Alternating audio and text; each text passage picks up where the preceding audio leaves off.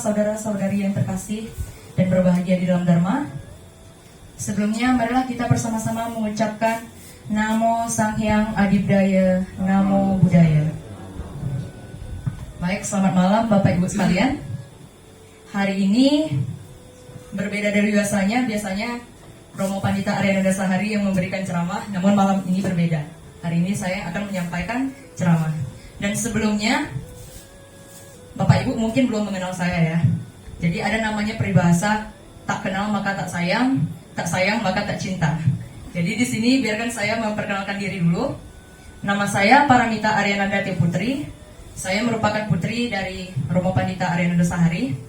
Dan sedikit background tentang saya baru saja lulus dari kuliah saya, yaitu di Asia Pacific University di Malaysia. Dan jurusan yang saya ambil itu adalah software engineering, atau biasanya disebut juga dengan kayak pekerjaan programmer, seperti itu. Baik, pada malam hari ini topik yang akan saya bawa untuk ceramah malam hari ini adalah 3 corak kehidupan. 3 corak kehidupan, atau dalam bahasa Pali yaitu Tilakhana, atau dalam bahasa Sanskerta disebut juga dengan Trilaksana. Jadi 3 corak kehidupan ini sebenarnya apa sih?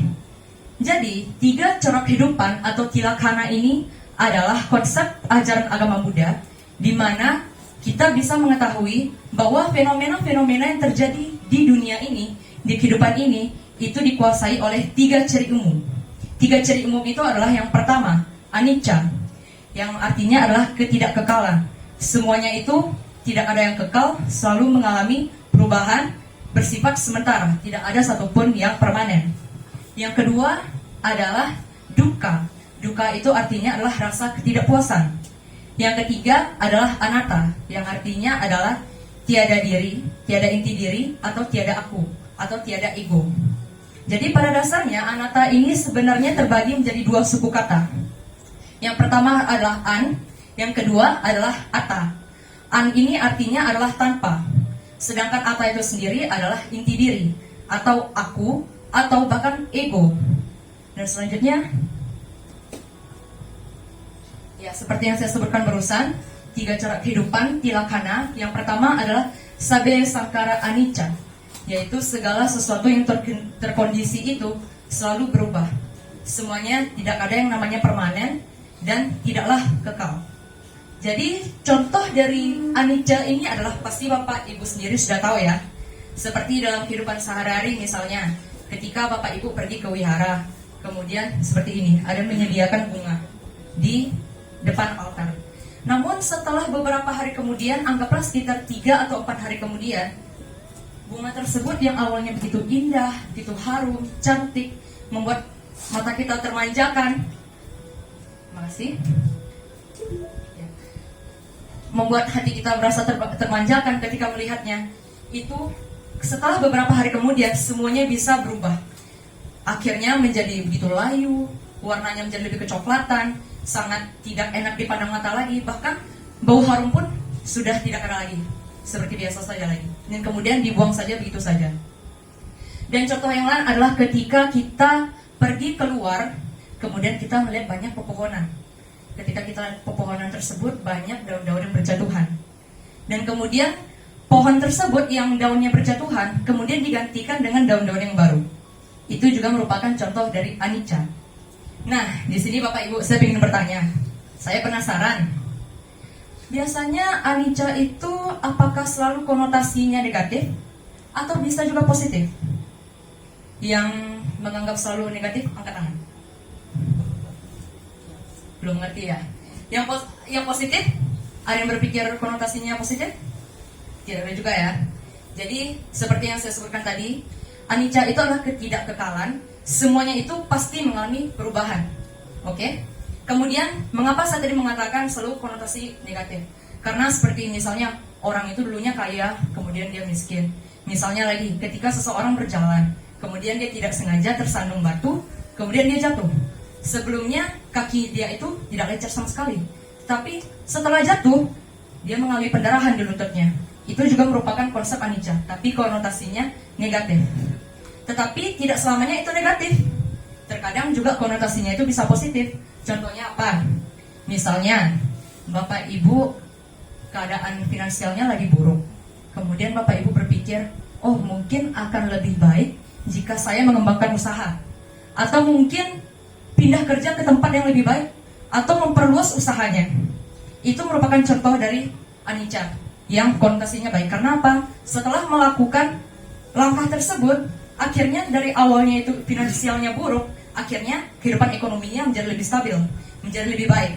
Dan kemudian kita bila ingin belajar suatu hal, dengan adanya anicca, kita bisa menjadi orang yang lebih baik dari sebelumnya. Jadi intinya saya ingin mengatakan bahwa anicca itu tidak selalu jelek. Pada dasarnya anicca itu sifatnya netral, karena hanya mengatakan bahwa segala sesuatu itu sifatnya sementara. Jadi anicca itu mengizinkan kita untuk berubah dari yang buruk menjadi baik, dan kemungkinan untuk dari baik pun menjadi buruk, itu ada kemungkinan seperti itu. Jadi begitu Bapak Ibu. Jadi yang kedua adalah sabe sangkara duka, segala yang terkondisikan tidak memuaskan. Terkadang biasanya kalau kita mendengar kata duka, itu artinya penderitaan. Setuju? Setuju ya? Tapi sebenarnya itu kurang tepat Bapak Ibu. Itu tidak tepat. Karena apa? Sebenarnya yang tepatnya adalah duka itu berarti rasa ketidakpuasan. Percaya? Mengapa begitu saya mengatakan ketidakpuasan? Karena ketidakpuasan itu membuat kita mengalami penderitaan. Pasti kan? Mana ada orang yang tidak puas kemudian dia merasa bahagia? Nggak pernah saya dengar kayak gitu. Nggak pernah. Kemudian, contohnya seperti ini. Skenario seperti ini ya. Saya punya sepeda. Saya merasa bahagia aja nih punya sepeda. Dan kemudian saya lihat teman saya, wah mereka punya motor. Wah saya juga pingin dong. Saya rasa tidak puas. Mungkin saya minta ke orang tua saya, atau mungkin kalau saya udah kerja, kemudian saya minta ke orang tua saya, tolong belikan sepeda motor satu. Oh oke, dibelikan. Akhirnya senang nih, sudah punya sepeda motor. Akhirnya bisa pamer sama teman-teman misalnya. Jadi kemudian saya lihat lagi, teman saya sudah punya mobil pula. Pingin lagi deh, saya pingin lagi tuh punya mobil. Akhirnya dibelikan lagi mobil. Dan kemudian setelah itu saya pingin lagi ada helikopter. Ya, masa saya lanjutkan terus kan, minta helikopter lanjut lagi kayak gitu. Karena apa? Pada dasarnya ketidakpuasan itu tidak pernah berakhir. Jika kita perturutkan rasa ketidakpuasan kita, itu tidak akan pernah berakhir. Bahkan gunung emas pun yang kita miliki pasti habis kalau kita mengikuti rasa ketidakpuasan kita. Itulah mengapa Bapak Ibu, sebagai umat Buddha kita mesti tahu, kita tidak boleh melakukan hal semacam itu. Kita tidak boleh membiarkan diri kita untuk mengikuti perasaan tidak puas tersebut, karena sampai kapanpun itu tidak akan pernah berakhir. Jadi di sanalah kita harus menimbulkan perasaan gratitude dalam bahasa Inggris, atau rasa bersyukur. Dan biasanya kalau dalam bahasa Buddhis biasanya kita mengenal kata satuti atau rasa puas. Dengan begitu hidup kita menjadi lebih bahagia. Jadi gini Bapak Ibu contohnya, mengapa ya kadang kita lihat orang-orang itu miskin tapi hidupnya bahagia. Sedangkan kalau orang yang kaya, bahkan ada yang niat membunuh diri. Karena apa? Karena mereka itu terlalu banyak keinginan melakukan ini, melakukan itu, mendapatkan ini, mendapatkan itu. Tetapi terkadang tidak sesuai dengan ekspektasi mereka. Akhirnya mereka memutuskan untuk bunuh diri, karena mereka menganggap bahwa diri mereka masih belum cukup. Pasti ada kejadian seperti itu ya Bapak Ibu. Mungkin Bapak Ibu pernah merasakan hal semacam itu, atau mungkin orang-orang di sekitar pernah melakukan hal semacam itu. Nah, jadi intinya ketidakpuasan itu sangatlah berbahaya ya Bapak Ibu. Dan biasanya orang selalu mengidentikan bahwa kalau duka itu pasti penderitaan. Tetapi jangan salah loh. Bahkan ketika kita merasa bahagia pun, terkadang itu juga disebut sebagai duka. Mengapa? Karena ketika kita merasa diri kita bahagia pada saat itu, misalnya ada suatu momen yang bikin kita semua merasa begitu sangat bahagia, tetapi kemudian ada timbul rasa kecemasan. Wah, hari ini akan segera berakhir. Muncul lagi perasaan cemas, bukan? Dan muncul kembali rasa ketidakpuasan. Dari perasaan ketidakpuasan tersebut, akhirnya menderita lagi. Pasti kan? Benar kan Bapak Ibu? Pasti kan pernah merasakan di mana kita itu merasa sedih karena ya hari ini sudah mau berakhir. Sehingga akhirnya sedih lagi. Jadi terkadang kita ini sebagai manusia terlalu banyak berpikir, terlalu overthinking, sehingga membuat diri kita sendiri merasa menderita. Dan kemudian selanjutnya adalah yang ketiga, sabe dhamma anatta, segala fenomena tiada diri inti. Seperti yang saya bilang tadi, Anatta itu terbagi menjadi dua suku kata. Yang pertama an dan ata, dan kemudian digabungkan menjadi berarti tiada inti diri atau tiada aku. Dan selanjutnya, jadi dari hubungan ketiga corak itu bisa lihat seperti ini. Apapun yang selalu dalam perubahan, anicca, akan menyebabkan ketidakpuasan atau duka dan tanpa inti diri yang kekal atau anatta. Percaya nggak Bapak Ibu? Percaya ya. Tapi tahu nggak karena apa? Belum ya. Jadi begini, apapun yang selalu dalam perubahan atau anicca akan menyebabkan ketidakpuasan. Contohnya seperti ini, Bapak Ibu punya mobil, kita punya mobil. Kemudian mobil kita dicuri orang. Terjadi kejadian anicca kan di sana. Awalnya kita memiliki mobil dan kemudian mobilnya hilang, ya kan? Kemudian karena hilang tersebut muncullah rasa ketidakpuasan. Kok barang saya hilang sih? Kok bisa begini sih? Kok bisa begitu sih? Akhirnya apa? Kita menderita lagi. Ya, baik. Dan kemudian akan menyebabkan tanpa inti diri yang kekal. Seperti badan jasmani kita. Badan jasmani kita selalu berubah ya. Dari kita kecil sampai kita besar, bahkan sampai kita tua, pasti mengalami perubahan. Nah, jadi pada dasarnya tubuh kita ini sebenarnya tidak ada yang namanya inti diri. Yang tepatnya adalah tubuh kita ini merupakan perpaduan dari begitu banyak unsur, yaitu unsur padat, unsur cair, unsur panas, udara, dan lain sebagainya. Sehingga kita tidak bisa mengatakan diri kita itu sebagai inti diri yang kekal. Makanya segala sesuatu yang merupakan perpaduan dari berbagai macam unsur pasti mengalami perubahan. Ya kan Bapak Ibu? Ya. Dan kemudian anicca tersamarkan oleh kesinambungan, duka tersamarkan oleh perubahan, dan anatta tersamarkan oleh bentuk. Pertanyaannya lagi, samakah kita saat ini dengan 10 tahun yang lalu, 10 menit yang lalu, 10 detik yang lalu? Pasti beda ya. Kalau kita bayangkan diri kita ketika 10 tahun yang lalu, mungkin kalau saya sendiri mungkin masih kecil waktu itu. Usia saya masih berapa? Mungkin saya waktu itu masih SD, masih SMP. Bapak Ibu mungkin dulu masih muda. Dulu ada yang, ya mungkin ada yang ganteng. Ya, semakin ganteng lah sekarang ya pasti. Dan kemudian sebelumnya mungkin belum punya pasangan, sekarang udah punya pasangan, ya kan? Dan begitu banyak hal yang lain lagi. Apakah dulu itu ekonominya begitu susah? Sekarang ekonominya membaik. Kita bisa melihat begitu banyak perubahan kan yang terjadi selama 10 tahun tersebut. Ya. Dan bagaimana dengan 10 menit yang lalu sama 10 detik yang lalu? Walaupun Bapak Ibu tidak menyadarinya, tidak terjadi apa-apa kok sama saya. Tapi sebenarnya anicca itu terjadi setiap saat. Seperti misalnya kayak gini. Kayak yang saya contohkan tadi, kayak ada seorang anak yang jatuh, yang awalnya itu kakinya tidak lecet, tiba-tiba berapa detik aja jaraknya ketika dia jatuh semuanya berubah, lecet kakinya. Itu juga salah satu contoh dari anicca. Ya, tiada satupun yang tidak berubah. Satu-satunya yang tidak berubah adalah perubahan itu sendiri. Jadi justru perubahan itulah yang kekal.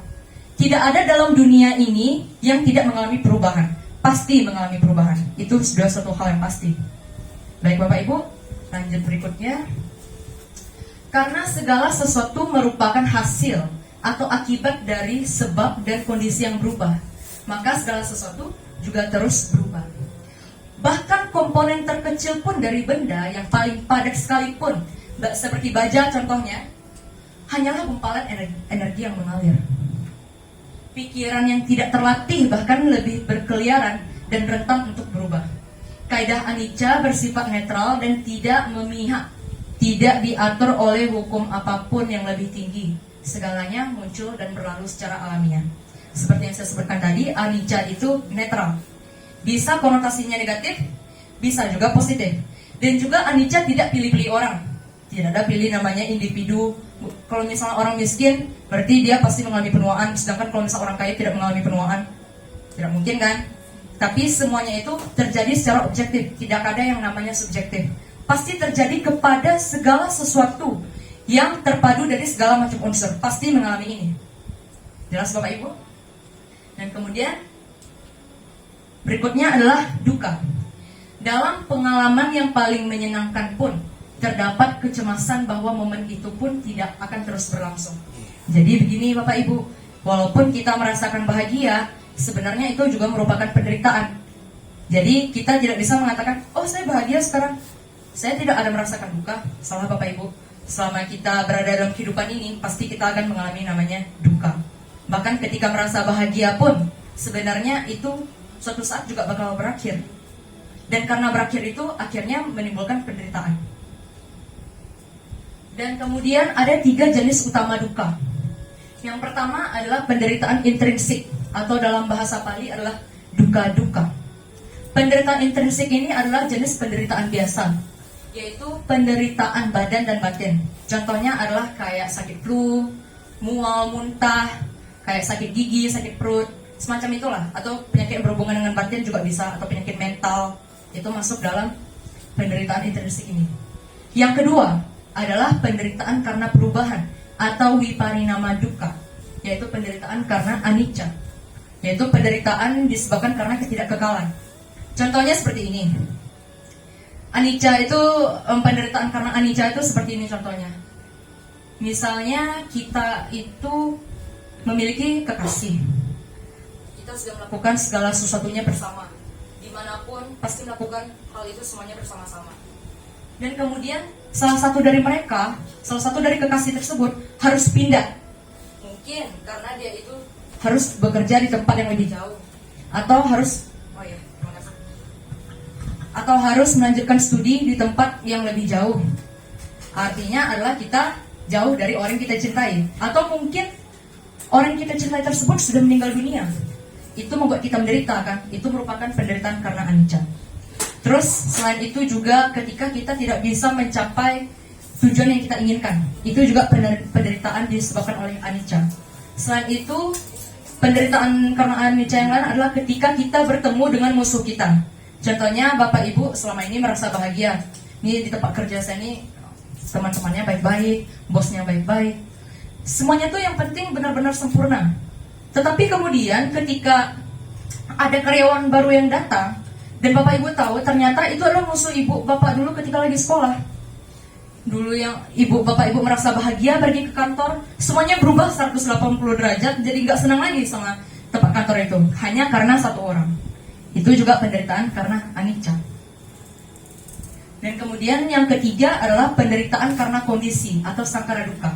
Jadi 3 jenis utama duka ini, yang pertama sama yang kedua mungkin mudah ya bagi kita untuk mencernanya ya Bapak Ibu, mudah.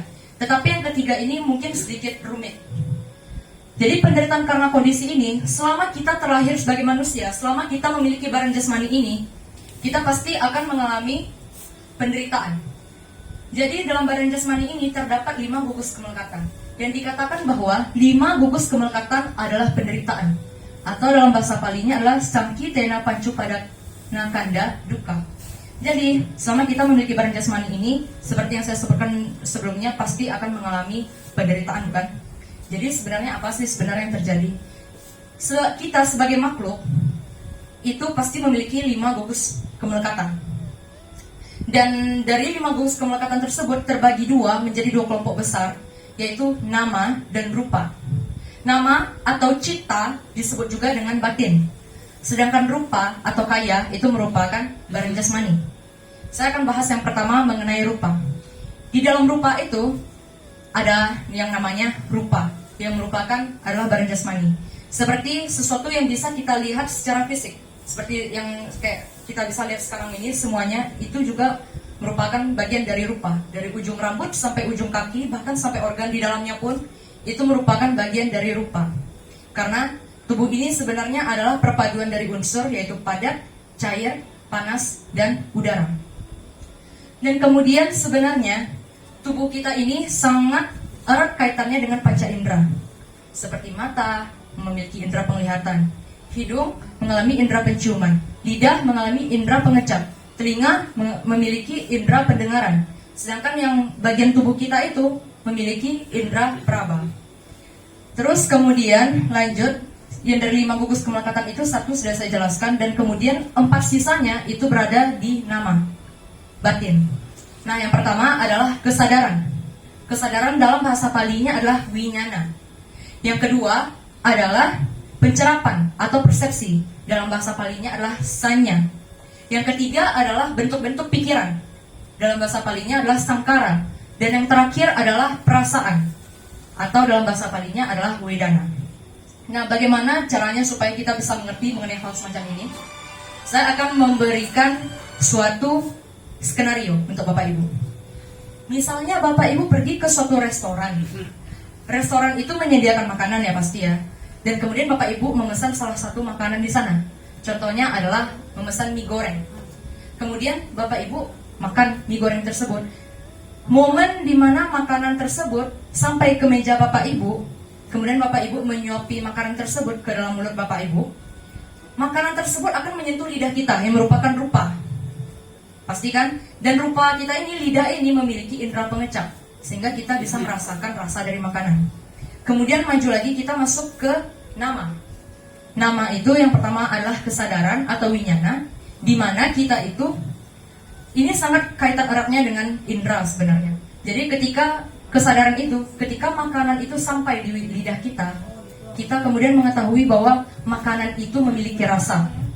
Kita tahu makanan itu memiliki rasa, tapi tidak tahu rasa dari makanan tersebut. Hanya tahu kalau itu memiliki rasa. Kalau masih bingung seperti ini lagi. Bapak Ibu kontak mata dengan suatu objek yang berwarna biru.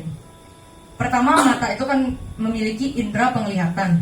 Kemudian dari indera penglihatan itu, kemudian kita sadar bahwa objek itu memiliki warna, tetapi tidak tahu warnanya apa. Kemudian ada yang namanya pencerapan atau sanya, yang kemudian bisa membuat kita mengetahui bahwa makanan tersebut, bahwa warna tersebut adalah warnanya biru. Seperti itu contohnya. Jadi kemudian kembali tadi ke skenario yang tadi, setelah makanan itu sampai ke lidah kita dan kita tahu kalau makanan itu memiliki rasa, kemudian pindah ke pencerapan, yaitu sanya. Setelah itu kita bisa mengetahui bahwa rasanya, oh rasanya itu terlalu asin. Kemudian setelah itu maju lagi ke gugus kemelekatan yang berikutnya, yaitu bentuk-bentuk pikiran. Nah, di sini kita mulai melakukan perbandingan dengan pengalaman kita yang dulu. Contohnya kayak gini. Seperti tadi saya katakan restoran ini makanannya itu rasanya asin.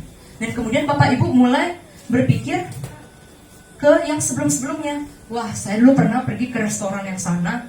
Itu rasa makanannya itu saya pesan mie goreng juga loh. Tapi mie gorengnya rasanya gurih, enak, asinnya pas, manisnya pas. Udah kan? Dan kita sudah tahu nih makanan ini rasanya asin, pindahlah ke perasaan. Perasaan itu ada perasaan senang, ada perasaan sedih, dan juga ada perasaan netral.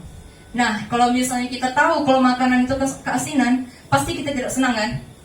Pasti kita mengatakan, makanan ini tidak terlalu enak, saya nggak suka, harusnya saya pergi ke sana aja kemarin. Mulai lagi muncul perasaan tidak senang, muncul dah duka. Itulah dikatakan mengapa 5 gugus kemelekatan adalah penderitaan. Mungkin mudah dimengerti ya deskripsi yang tadi ya, Pak Ibu. Anatta ini adalah ciri khas dan inti ajaran Buddha. Dalam 5 gugus pancakanda, tiada yang dapat disebut sebagai aku, diri atau suatu substansi yang konkret tak berubah. Karena pada dasarnya dalam diri kita tidak ada yang namanya inti yang sesungguhnya yang bisa mendeskripsikan tentang diri kita. Tidak ada inti yang bisa mendeskripsikan sebenarnya tentang jati diri kita. Diri hanyalah sekumpulan faktor fisik dan mental yang terkondisi dan selalu dalam perubahan. Menurut hukum sebab musabab yang saling bergantungan atau paticca samuppada, tiada sesuatu pun di dunia ini yang absolut berdiri sendiri. Segala sesuatu terkondisikan, relatif, dan tergantung satu sama lain. Ini adalah teori relativitas menurut ajaran Buddha. Nah, anatta ini sepertinya lebih susah ya untuk dimengerti ya dibandingkan yang 2 poin yang tadi ya. Jadi saya berikan lagi sedikit kisah.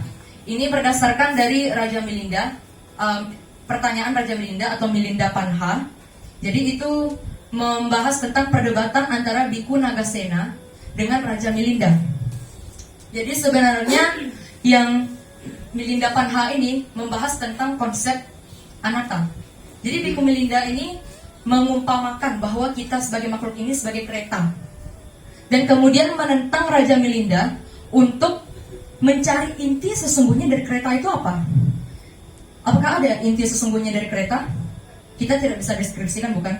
Bahkan ketika seluruh komponen dari kereta perang tersebut kita bongkar, tidak ada satupun yang bisa mendeskripsikan bahwa itu adalah kereta perang. Namun ketika semuanya disatukan, dirakit kembali, apa yang terjadi? Kita bisa mengatakan bahwa itu adalah kereta perang. Pastikan? Dan kemudian selanjutnya, konsep Atta, akar segala kejahatan. Atta, segala sesuatu yang secara mutlak dipandang sebagai keberadaan diri, sosok ego, jiwa, atau substansi pokok yang bersifat kekal. Gagasan tentang diri atau Atta adalah khayalan yang melahirkan pemikiran yang merugikan tentang aku atau milikku. Pandangan salah ini merupakan akar segala kejahatan di muka bumi, seperti loba, keserakahan, dosa, kebencian, moha, kebodohan batin, perselisihan, kesombongan. Itulah disebabkan karena kita tidak tahu akan konsep dari Atta ini, pandangan salah. Dan ada dua gagasan penghiburan yang sebenarnya merupakan pandangan salah dari kita sebagai manusia karena adanya kebodohan batin, ya Bapak Ibu. Dua gagasan psikologis tertanam dalam benak manusia. Yang pertama, manusia itu tahu kalau misalnya mereka itu merasa ketakutan, sehingga mereka itu berusaha untuk mencari sesuatu yang bisa melindungi mereka. Itulah mengapa manusia itu menciptakan konsep Tuhan pelindung. Yang kedua, mempertahankan keberadaan.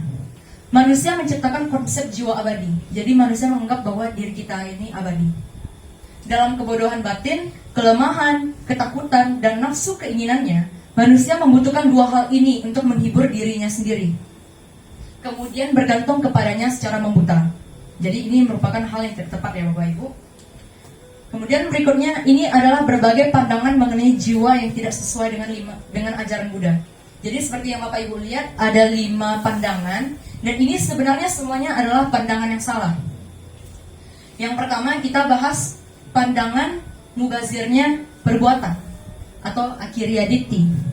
Jadi sebenarnya apa sih pandangan mubazirnya perbuatan ini?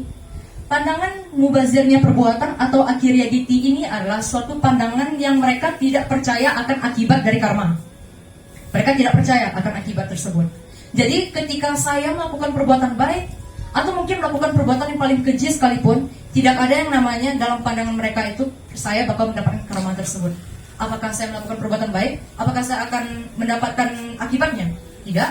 Ketika saya melakukan pembunuhan berantai mungkin, itu saya juga tidak akan mendapatkan karma buruknya. Itulah mereka percaya. Mereka tidak percaya akan akibat dari karma. Jadi menurut Purana Kassapa, ini seperti yang setiap poin ini kan ada kan satu tulisan miring ini kan. Ini sebenarnya adalah nama guru-guru sesat. Mereka guru-guru yang memiliki pandangan salah. Ya. Kemudian Purana Kassapa berkata, tiada jiwa yang berbuat kebaikan atau kejahatan. Itu hanyalah aksi tubuh belaka. Dan kedua, ada juga yang berkata, Pakuda Kacayana, hidup hanyalah gugusan unsur-unsur, tiada moral. Dan yang kedua adalah pandangan tanpa musabab atau ahetukaditi. Sebelumnya itu adalah tidak percaya terhadap akibat dari karma. Ini kebalikannya, tidak percaya akan sebab dari karma. Mereka tidak percaya akan hukum musabab. Jadi mereka itu menganggap bahwa semuanya itu berdasarkan dari nasib. Jadi kalau misalnya orang itu baik, ya baik selamanya. Kalau mereka jahat, jahat selamanya. Mereka miskin ataupun mereka kaya, itu juga terjadi selamanya. Semuanya itu mereka anggap sebagai hal yang permanen. Oke. Dan kemudian apapun itu mereka sangat mempercayai dengan yang namanya nasib, namanya takdir. Jadi intinya kalau misalnya kita sudah ditakdirkan kaya, kita bisa duduk-duduk aja di rumah kayak gitu, nanti bakal kaya sendiri. Mereka percayanya seperti itu. Nah, seperti kalau dalam konsep pandangan mengenai jiwa, dari pandangan tanpa musabab ini, maka Lik Gosala itu berkata, jiwa akan berangsur suci sendiri. Tidak bisa dipercepat atau diperlambat, atau dalam nama yang biasa kita sebut itu konstan, dan hanya percaya terhadap takdir. Yang ketiga adalah pandangan nihilistik, natika diti. Yang pertama itu tidak percaya akan akibat, yang kedua tidak percaya akan sebab, yang ketiga tidak percaya kedua-duanya. Jadi mereka tuh tidak peduli, mereka tidak percaya sama karma sama sekali. Mereka tidak percaya kalau hal-hal tertentu ini yang mereka rasakan itu merupakan sebenarnya akibat, merupakan sebab-sebab dari karma. Mereka tidak percaya akan yang namanya dorongan dari karma. Mereka tidak percaya. Jadi pandangan nihilistik ini Menurut Ajita Kesakambala, setelah kematian tidak ada namanya kelangsungan hidup. Mereka tidak percaya itu. Jadi contohnya seperti ini. Kayak misalnya, ini ada tanaman tumbuh subur. Kemudian ada hujan juga gitu kan. Jadi orang-orang yang memiliki pandangan semacam ini tidak percaya bahwa tanaman tersebut tumbuh subur disebabkan oleh hujan. Mereka melupakan jasa dari hujan tersebut. Dan selain itu contohnya adalah ketika terjadi kebakaran hutan. Mereka tidak mengatakan bahwa kalau misalnya hutan ini disebabkan oleh api yang menjadi penyebabnya tersebut. Mereka tidak percaya. Dan kemudian Ajita Kesakambala ini mengatakan setelah kematian tidak ada kelangsungan hidup. Artinya ketika sudah meninggal tidak ada lagi yang namanya kehidupan. Itunya semuanya sudah berakhir. Dan yang membuat mereka muncul hanyalah karena keadaan. Setelah itu mereka sudah selesai aja.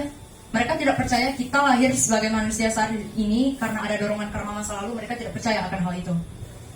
Dan berikutnya adalah pandangan ketidakpastian atau Wikepaladiti. Dikatakan oleh Sanjaya Welataputa, segala sesuatu tidak ada yang pasti atau tentu. Sebenarnya Sanjaya ini juga merupakan guru sesat ya. Tapi Sanjaya ini dia itu ketika menjelaskan mengenai sesuatu itu semuanya berbelit-belit. Misalnya saya bertanya kepada dia, bisa nggak jelaskan saya mengenai mangga? Dia nanti bakal menjelaskan hal yang berbelit-belit, malah menjelaskan mengenai durian. Jadi itu tuh benar-benar kayak bertele-tele penjelasannya. Makanya dikatakan bahwa segala sesuatu itu tidak ada yang pasti.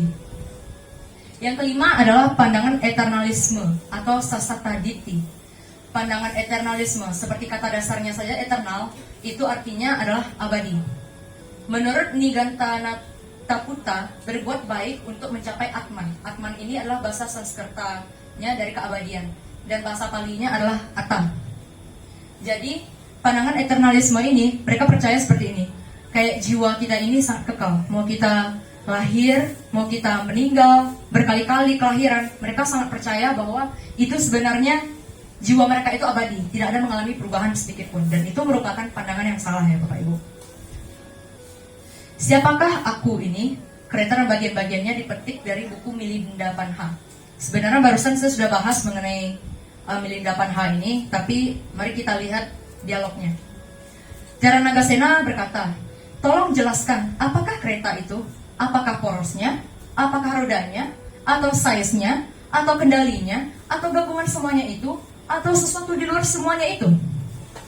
Raja Milinda pun berkata, bukan semua itu. Tera Nagasena pun kembali berkata, kalau begitu, kereta ini hanyalah omong kosong. Raja Milinda pun membalas, karena mempunyai semua bagian itulah, maka ia disebut kereta. Dan akhirnya dibalas kembali sama Tera Nagasena. Seperti halnya ada berbagai bagian itu, maka kata kereta digunakan.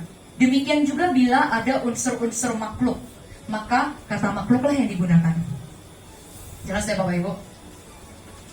Kemudian, sama seperti yang saya jelaskan tadi mengenai 5 gugus pancakanda, manusia itu terdiri dari batin atau nama dan badan rupa. Batin itu ada perasaan, pencerapan, bentukan pikiran, kesadaran. Sedangkan badan atau rupa adalah materi, jasmani, dan bentuk. Materi terdiri dari padat tanah, cair, air, udara, angin, dan panas api. Nah pertanyaannya, di mana letak perasaan, pencerapan, pikiran, dan kesadaran? Mereka semua itu berada dalam batin kita. Dan ketika kita memiliki badan jasmani itu, jadi intinya mereka semua ini berada dalam badan jasmani kita juga, karena batin juga berada dalam badan jasmani kita. Tapi jadi siapakah aku ini? Kemudian Mahatera Narada berkata, ajaran Buddha tidak sepenuhnya menolak adanya suatu kepribadian.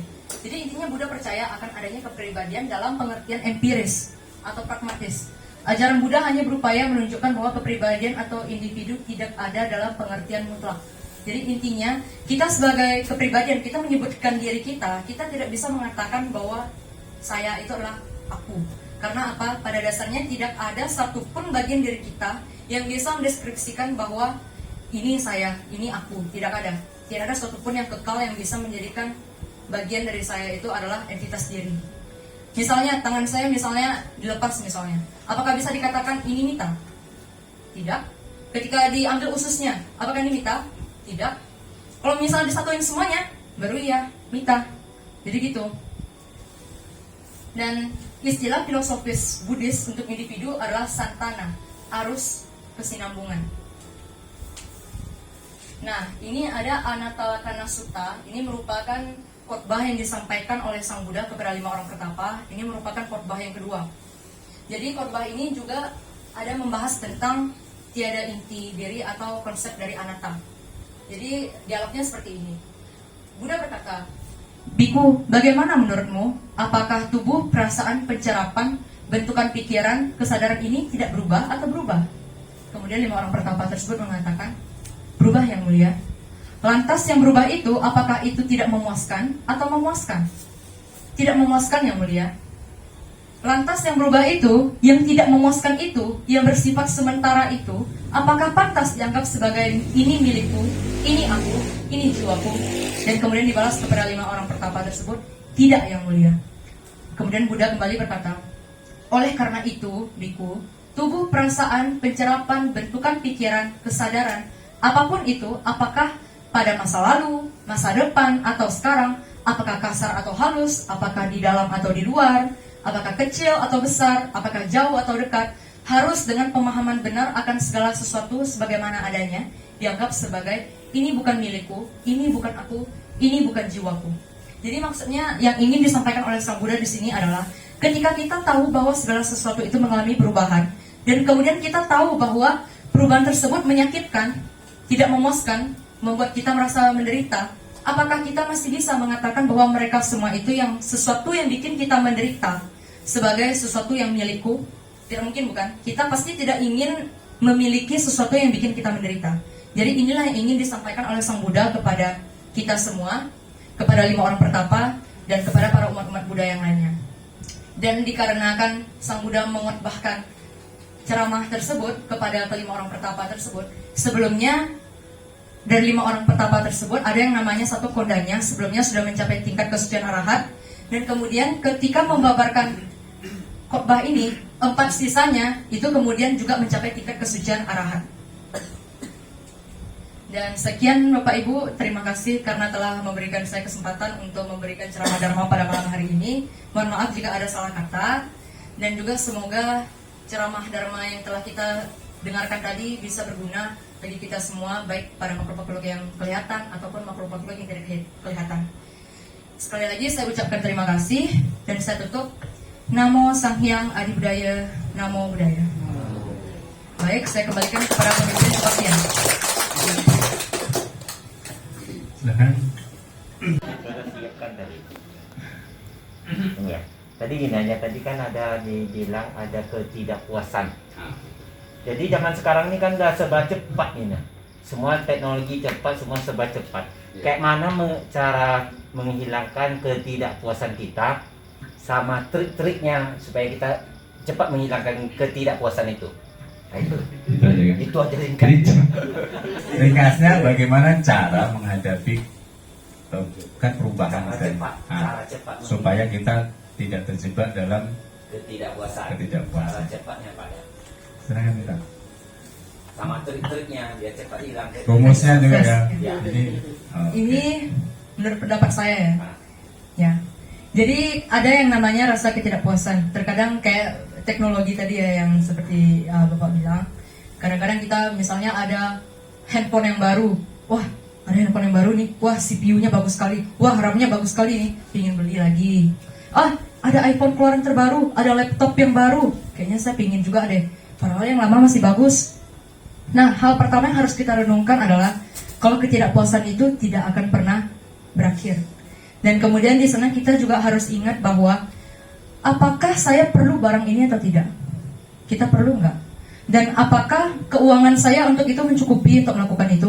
Bagus kalau mencukupi. Tetapi kadang-kadang kan kita daripada menghabiskan uang untuk hal yang tidak penting seperti itu, sedangkan sebenarnya kita tidak butuh, itu mungkin keperluan tersier, kita bisa bagikan kepada orang yang membutuhkan. Setidaknya kita menghasilkan karma baik lagi.